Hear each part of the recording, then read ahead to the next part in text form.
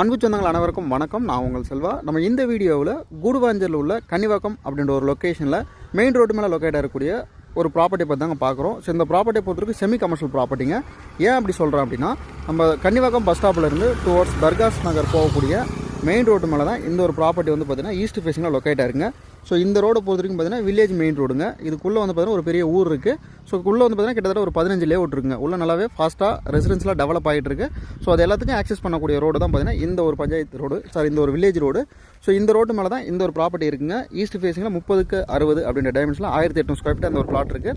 என்னோட ஒரு சதுர விலை வந்து பார்த்தீங்கன்னா 2850 ரூபா ஓனர் வந்து சொல்லியிருக்காங்க.